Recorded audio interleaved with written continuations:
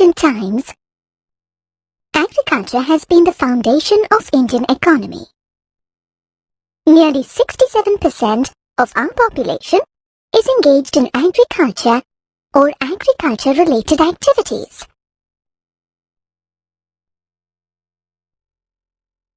Besides providing food to our growing population, raw material from agriculture also supports a number of industries like cotton textiles, food processing, and handicrafts.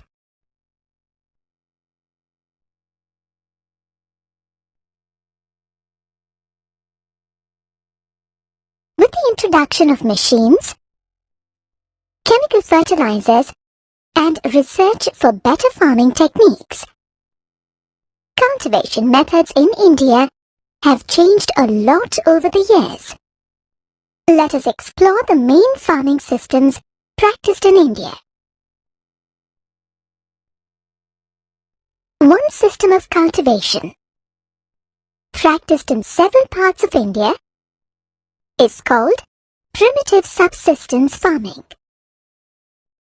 This system involves cultivating food crops in small fields using hand tools like hoes and digging sticks. The entire produce is used to sustain the farmer's family or community. The primitive subsistence farming system does not use any modern know-how like chemical fertilizers and depends entirely on local soil, environment conditions, and monsoons.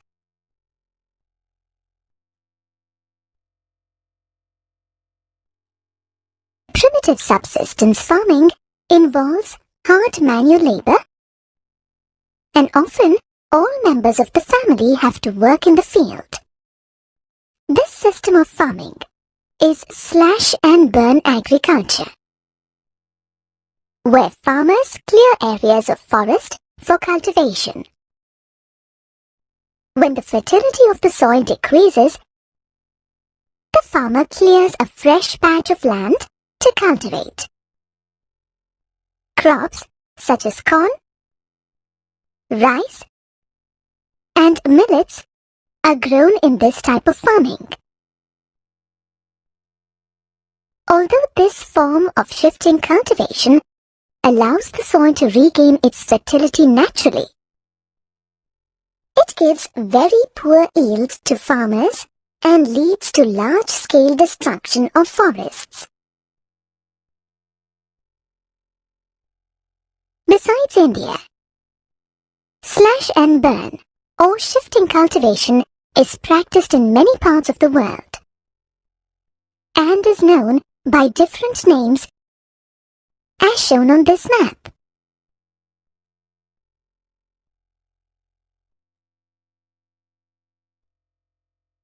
In India, the most popular name for such shifting cultivation is jimming. In many of our northeastern states of Assam, Meghalaya, Mizoram, and Nagaland. However, it is known by several other names in other parts of India, as shown on this map. Another system of cultivation practiced in India is called intensive subsistence farming. This system is practiced in densely populated areas of India like Punjab, Haryana, Western Uttar Pradesh, West Bengal, Tamil Nadu, Kerala, and the coastal regions of Andhra Pradesh. The main purpose of intensive subsistence farming is to get maximum yield from the available land.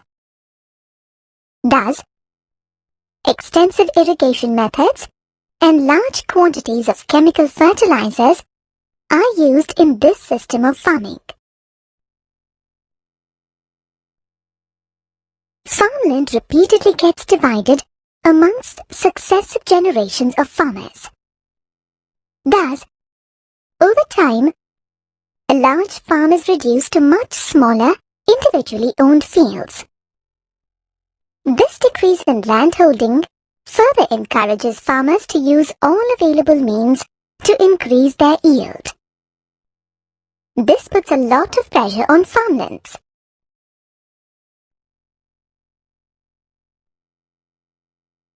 Commercial farming is another system of cultivation practiced in many parts of India. This involves the cultivation of a crop in large quantities for the purpose of selling it in the market. Commercial farming makes use of all modern advances in the field of agriculture, like the use of high-yielding seeds, chemical fertilizers, and pesticides. Plantations of crops like tea in Assam and North Bengal, coffee in Karnataka, rubber in Kerala, and bamboo, sugarcane, cotton, and banana are also forms of commercial farming. In these plantations, a single crop is cultivated over vast areas. The produce from a plantation may also serve as raw material for an industry. Did you know? Kerala accounts for nearly 90% of the rubber production in India.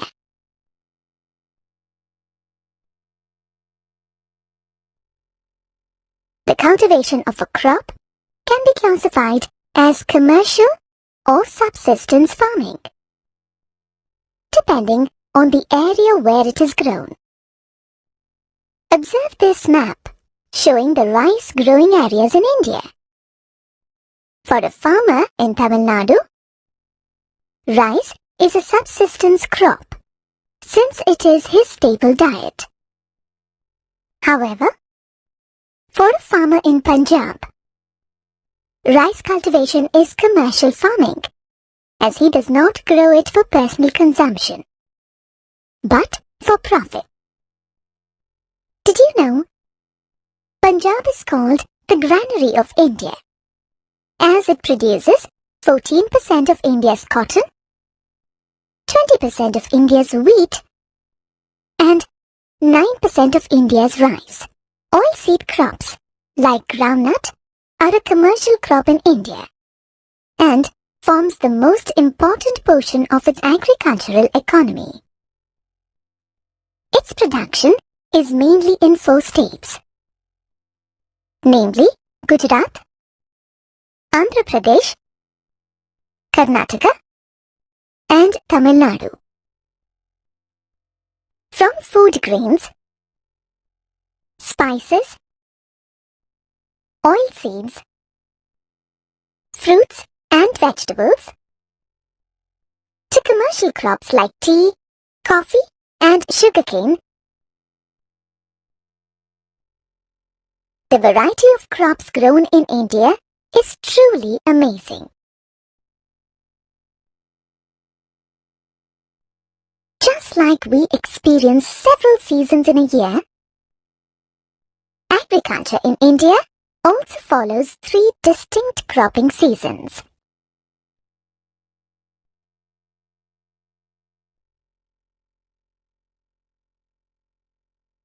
These are called Rabi, Kharif, and Zaid. Let us learn more about each of these cropping seasons.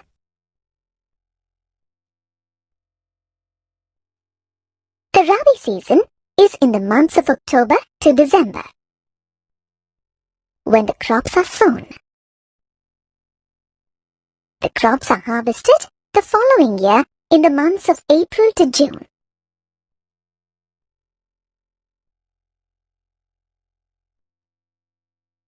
Did you know? The ripening of the Rabi crop is celebrated mostly in the month of April through different harvest festivals in India, like Baisakhi in Punjab. Important Rabi crops are wheat, mustard, barley, grams, and peas.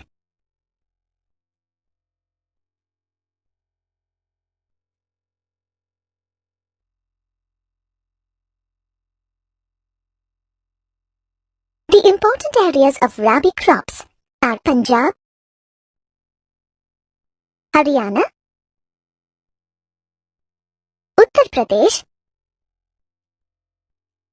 Uttaranchal, Himachal Pradesh, and Jammu and Kashmir. The success of rabi crops in these states depends on rainfall in the winter season caused by western temperate cyclones. Did you know wheat is now grown in West Bengal and to a small extent in the southern states of India? A movement launched in India in the mid-1960s promoted the use of high-yield seeds and an increase in the use of fertilizers and irrigation. This movement is called the Green Revolution of India.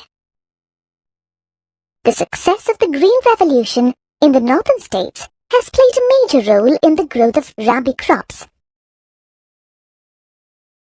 The Kharif season brings with the onset of monsoons in different parts of India in the months of July to August. Kharif crops are harvested in the months of September and October.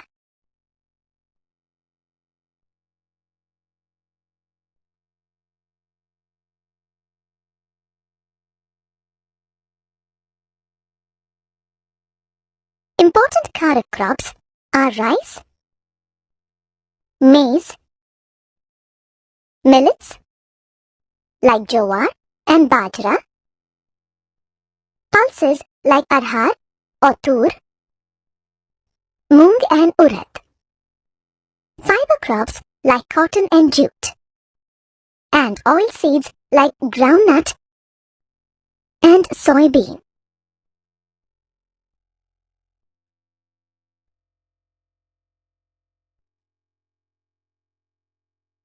The main rice-producing areas in India are Assam, West Bengal, coastal Orissa, Andhra Pradesh, Tamil Nadu, Kerala, Konkan in Maharashtra, Uttar Pradesh, and Bihar.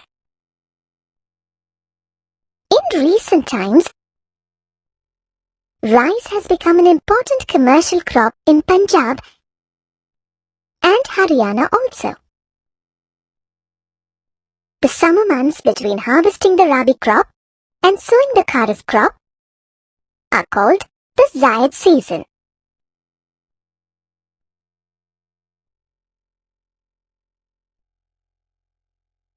During the Zaid season, farmers cultivate crops that grow quickly, like watermelon, muskmelon, cucumber, summer vegetables, and fodder crops.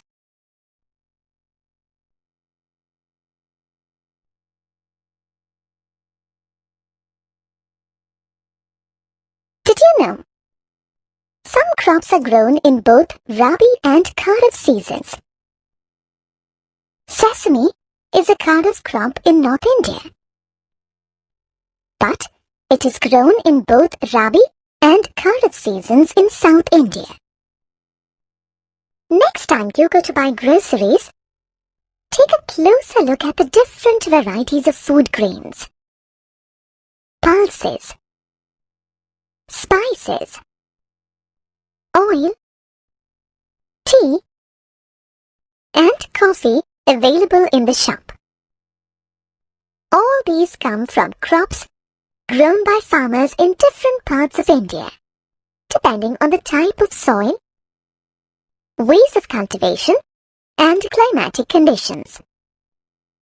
The tasty biryanis, idlis, and dosas that you enjoy are made from rice, the staple food for a majority of our population.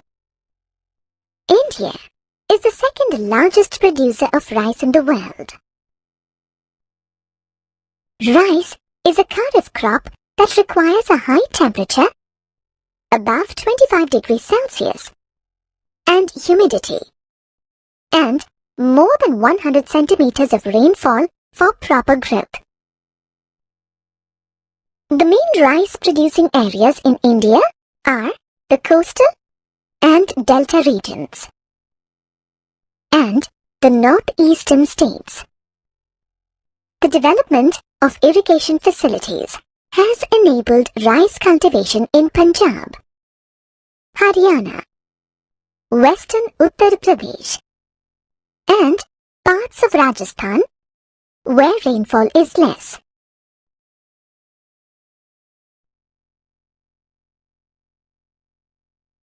The rotis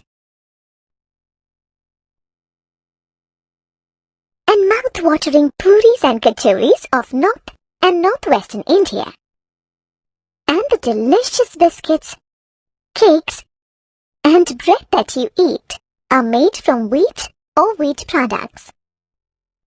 Wheat is a rabi crop that requires cool weather for growth and warm weather for ripening with 50 to 75 centimeters of rainfall. Wheat is majorly grown in the northwestern plains of India and parts of the Deccan Plateau.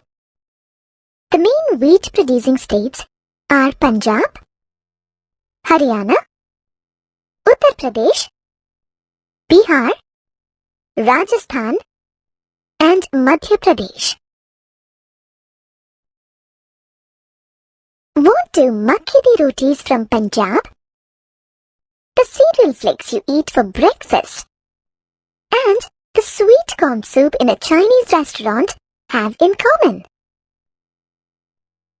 The main ingredient in all these dishes is maize or corn.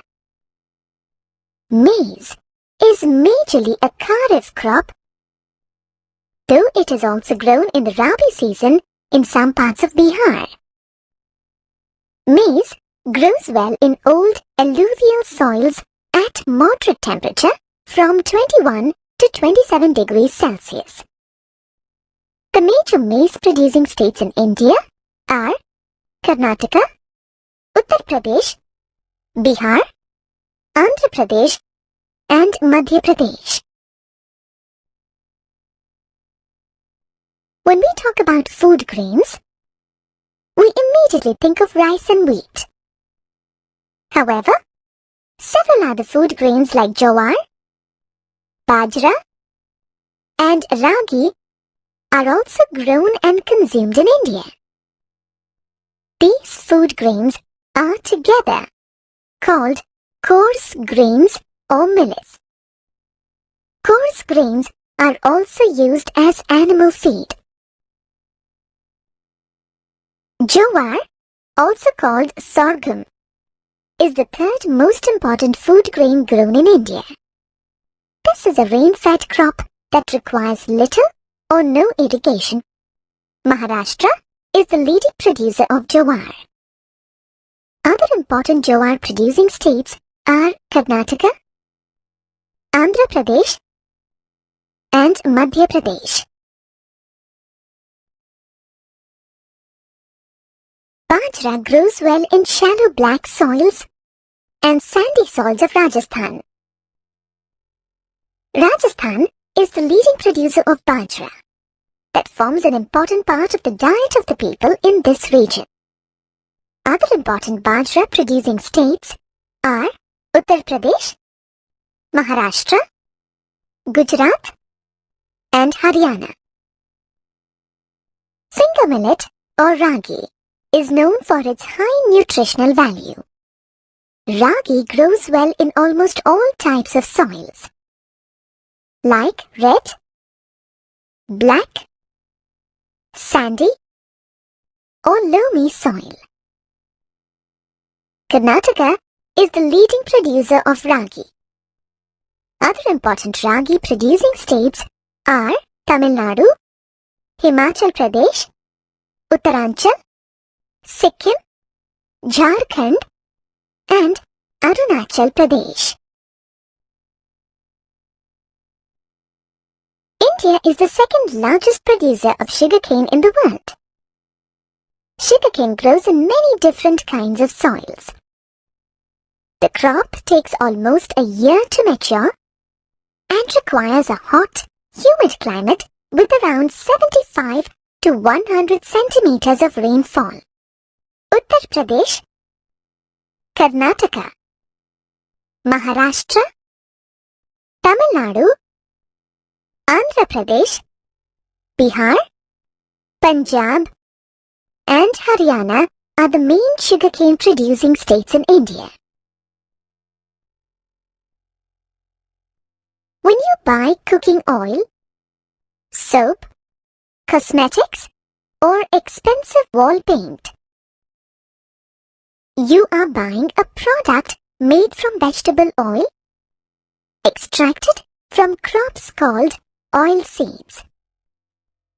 Groundnut, coconut, mustard, sesame, soybean, linseed, and castor, cotton, and sunflower seeds are major oil seeds cultivated in India. Oil seeds are grown in both the Rabi and Kharif seasons. Groundnut is a Kharif crop, while linseed and mustard are Rabi crops. Castor seeds are grown in both the Rabi and Kharif seasons. Sesame is a Rabi crop in southern India and a Kharif crop in northern India. Amongst oil seeds, groundnut requires a special mention as it accounts for about 50% of the total oil seeds produced in India. The largest producer of groundnuts is Andhra Pradesh. Other important groundnut producing states are Karnataka, Maharashtra, Tamil Nadu, and Gujarat. Most of us begin our day with a steaming cup of tea or coffee. Tea and coffee are beverage crops grown as plantation crops. India is the largest producer, consumer, and exporter of tea in the world. A tea plant is a bush that grows in deep, fertile, well-drained soil. The plant requires warm and humid climate with frequent showers for continuous growth. The major tea-producing states in India are Assam, West Bengal, Tamil Nadu, Kerala, Himachal Pradesh, Uttaranchal, Meghalaya, Tripura, and Andhra Pradesh. The Arabica variety of coffee grown in India is appreciated the world over for its superior quality. Major coffee producing area in India are the Nilgiris in Karnataka, Kerala, and Tamil Nadu. India ranks first in the production of fruits and vegetables in the world. We produce nearly 10% of the total fruits and 13% of the total vegetables produced in the world. Some parts of India are famous for the fruits they produce. Next time you go to buy fruits, ask for mangoes from Maharashtra, Andhra Pradesh, Uttar Pradesh, and West Bengal. Oranges from Nagpur and Cherrapunji. Bananas from Kerala, Mizoram, Maharashtra and Tamil Nadu. Lychee and guava from UP and Bihar. Pineapples from Meghalaya. Grapes from Maharashtra and Andhra Pradesh. And apples, pears, apricots and walnuts from Jammu and Kashmir and Himachal Pradesh.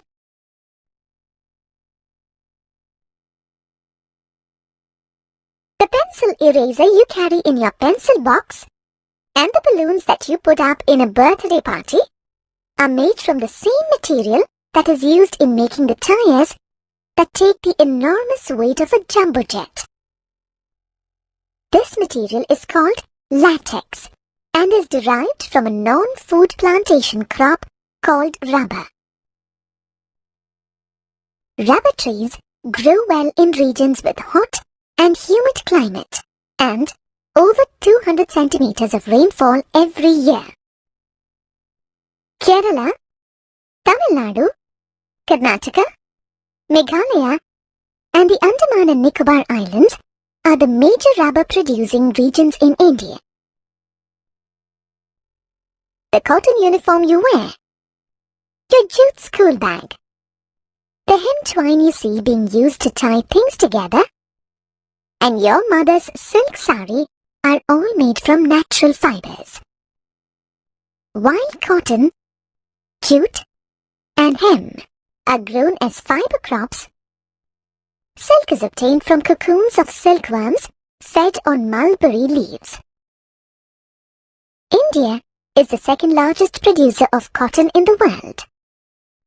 Cotton grows well in the black soil of the Deccan Plateau. It is a kharif crop and requires a high temperature and light rainfall or irrigation for proper growth. Maharashtra, Gujarat, Madhya Pradesh, Tamil Nadu, Karnataka, Andhra Pradesh, Punjab, Haryana, and Uttar Pradesh are the major cotton producing states in India.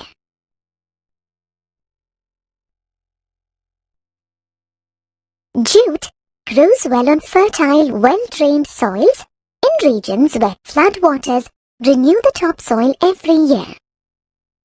The crop requires a high temperature for proper growth. West Bengal, Bihar, Assam, Orissa, and Meghalaya are the major jute-producing states in India. Meet Hariya. He is a farmer in a remote village in India. His great-great-grandfather owned a very large farmland. However, through division of property over several generations, Hariya has been left with a small plot of land to cultivate. Hariya still uses primitive methods of agriculture. Irrigation methods are developed in some parts of the state that Hariya lives in. However, Hariya still depends on the monsoon and the natural fertility of the soil to grow crops.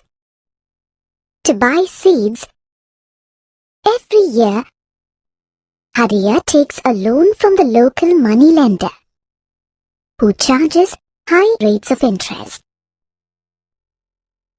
Every year, Hariya prays for a good crop. However, he has no way to ensure his crop against destruction by natural forces like fire, drought, flood, disease, or cyclone. Even if Hariya has a good crop, the middleman who helps him sell the crop makes the real profit. Hariya hardly gets enough money to sustain his family and repay his loan.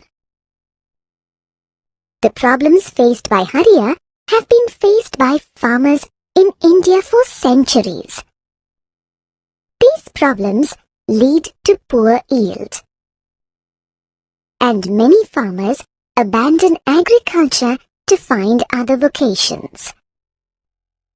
This is not good for a country like India that has a large, increasing population to feed.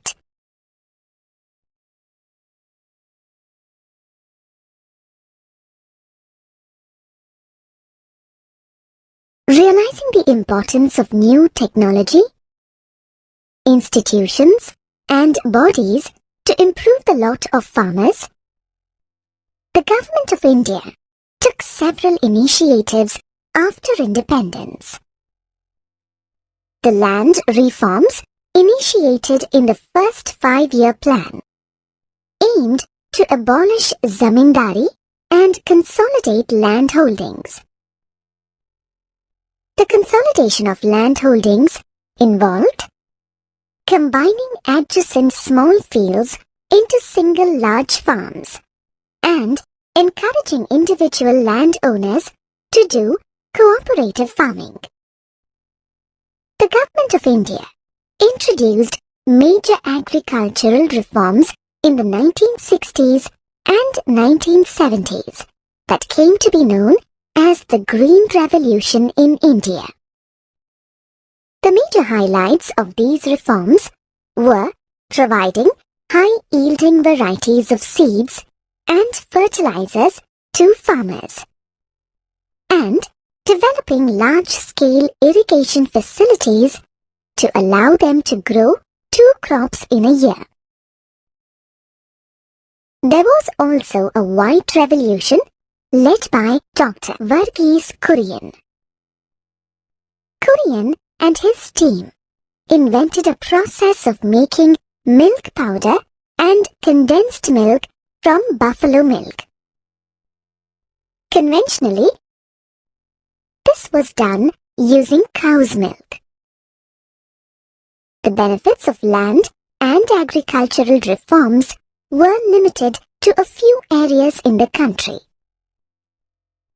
Hence, the government launched a comprehensive land development program in the 1980s and 1990s.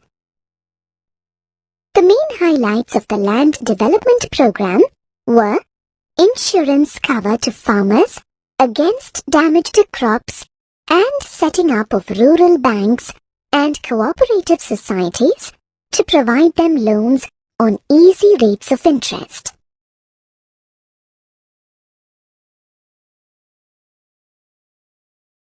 The government also started broadcasting radio and television programs to educate farmers about new techniques of agriculture and give them prior warning about weather conditions. To stop the exploitation of farmers by middlemen, the government announced the procurement, remunerative and minimum support prices of all the major crops in India. The government also launched personal benefit schemes for farmers, like the Kisan Credit Card and the Personal Accident Insurance Scheme. The Government of India launched several programs and initiatives to improve the condition of farmers. However, the implementation of these programs needs improvement so that their benefits reach the farmers in all parts of the country. Before we end, let us talk about a movement called the Bloodless Revolution in India. This movement was started by Acharya Vinoba Bhave, a staunch follower of Mahatma Gandhi, and aimed to improve the condition of landless farmers. On April 18, 1951, Acharya Vinoba Bhave was visiting Pochampally, a small village in Andhra Pradesh. There, some landless villagers asked him for land to sustain their families. While Vinoba Bhave assured them that he would talk to the government, a local landlord, Ramchandra Reddy, offered to donate 80 acres of land to the landless villagers. This was the beginning of the Bhudan movement. Vinoba Bhave carried this idea all over India, and many landlords participated in Bhudan. Some big landlords gave away entire villages to the landless, initiating the Gram Dan movement.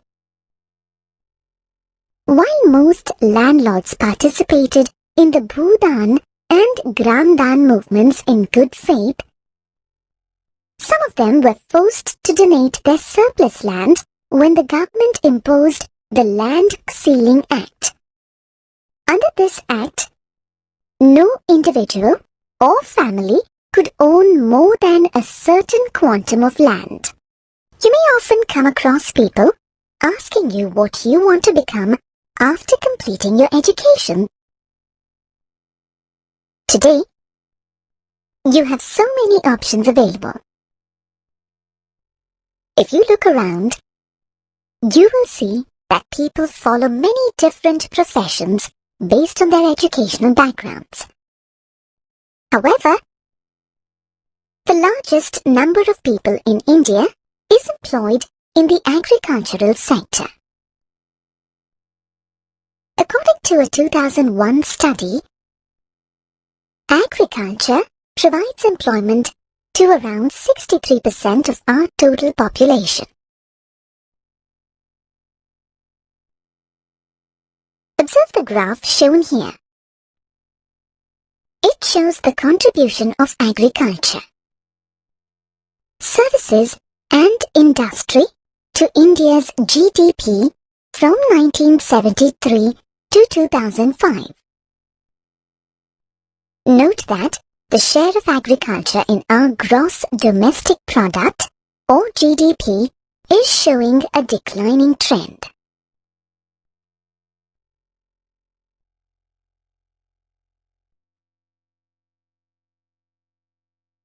A decrease in the share of agriculture in our GDP does not mean that our agricultural output has decreased.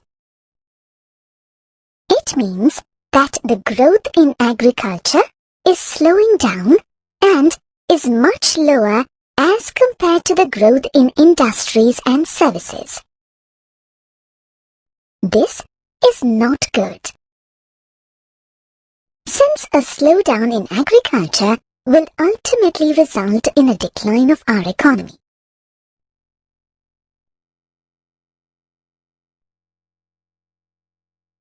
The slowing down of growth in agriculture is generating fewer employment opportunities in this sector, as shown in the graph here.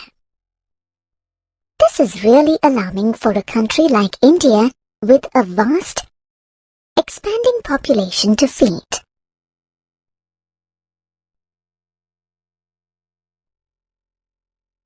Agriculture has been the foundation of India's economy for hundreds of years. The Government of India realizes the importance of agriculture for the Indian economy. Let us look at some measures taken by the government to boost growth in the agriculture sector.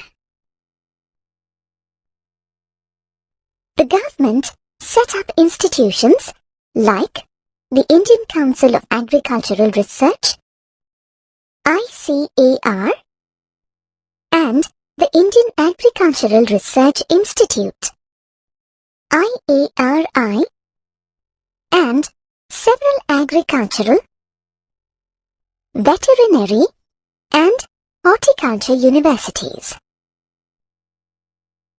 The aim of these institutions is to provide education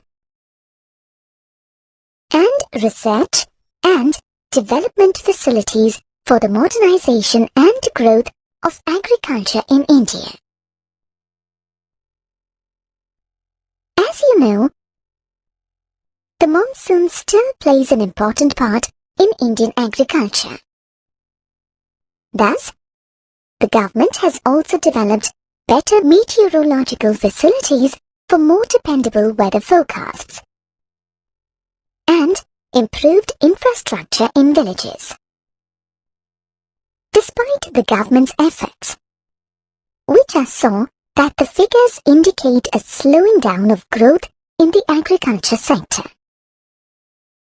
The reason partly lies in the challenges faced by the farmers in India today. Let us now look at some of the challenges faced by farmers that contribute to the slowdown of agricultural growth in India. One of the important steps in the Green Revolution in India was to make fertilizers available to farmers at subsidized or reduced rates. The subsidy on fertilizers has now been reduced. This has increased the cost of production for the farmers as they have to pay more to buy fertilizers.